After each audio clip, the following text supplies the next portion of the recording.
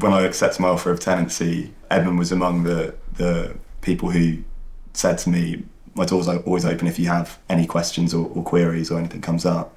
And I've definitely taken you up on that offer. Probably made you live to regret it. I regret saying it. Yeah.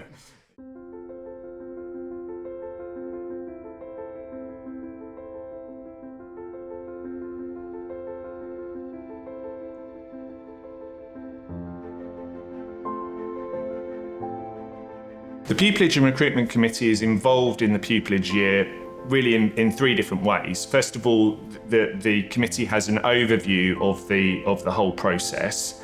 Secondly, the Pupillage and Recruitment Committee is involved at the 6-month stage, at the end of the first 6 months of pupillage. There will be a meeting between the pupil and the committee for the pupil to receive feedback from the committee as to how pupillage is going. And the third element of the committee's involvement is at the tenancy decision stage, where the committee will make a recommendation to members of Chambers as to whether the pupil should be offered tenancy. So every pupil gets allocated to a supervisor. The supervisor sets the pupil work. It's normally either an ongoing case or a piece of work that the supervisor's done in the past. The pupil then does that work to the best of their ability. The supervisor then gives feedback on how to improve, and the supervisors also offer pastoral care for any questions you might have.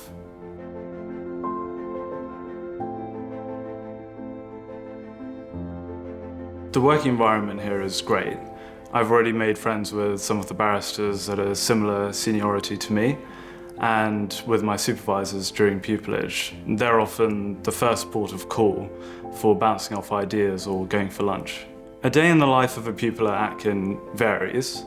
If my supervisor has just given me a piece of work, I'll be reading the papers and drafting a document. I'll normally check in once or twice a day to discuss the case or ask questions. If I've just finished a piece of work, I'll normally have a feedback session where I'll receive detailed and thorough feedback on how to improve. If my supervisor has a conference, I'll normally listen in and take notes. And if another member of Chambers or my supervisor has an interesting case on that will be good for my development, I'll be invited to go along and shadow the barrister in court. The pupil-supervisor relationship is probably the most important relationship throughout the pupillage year. You get, as a pupil, to see everything that your pupil supervisor does professionally. So you will be involved in the conferences which they have, the meetings with the experts which they have, preparation for trial which they undertake. You will go to court with them, you will go to arbitration with them, and it really gives you a fantastic insight into what being a practicing member of Chambers would be like. Each supervisor, I think, would set you a set of instructions that they'd been given by a client, and you'd be asked to undertake those instructions as if it was your client. So generally I was asked to draft opinions, skeleton arguments, pleadings, and my supervisor would either be drafting those in parallel or it would be a piece of work that they'd worked on recently. I think at the end of the process, when you've completed a piece of work, you then swap with your supervisor. So you can see exactly what they did to respond to those set of instructions. And equally, your supervisor can give you feedback on the piece of work you've done. So gradually, as you do more and more pieces of work, you can use that feedback throughout the year and hopefully by the end have improved from where you started. But there's also a more pastoral side to that sort of relationship where your pupil supervisor is in many ways your friend. You know, you bond with him or her, you know, you share your experiences, you know, you socialize, you talk about things outside of work, and you know, if for whatever reason you're in doubt about your work, or you know, you're feeling under pressure or just a bit stressed, you have that conversation with your pupil supervisor and they can give you a bit of support as well.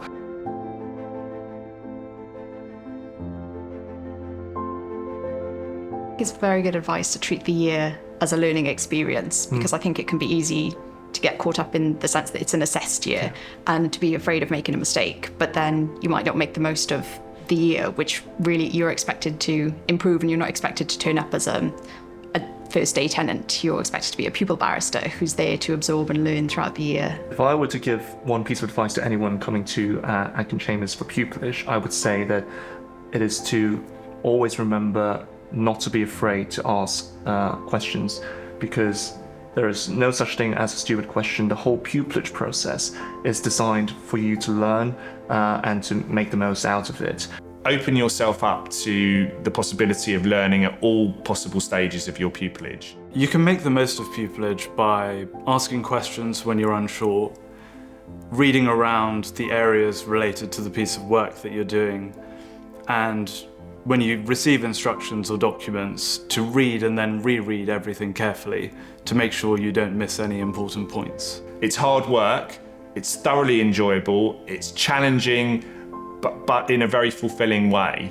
One of my favourite parts of pupillage and one of my favourite parts of practice is just the environment, the working environment, and the people within Chambers.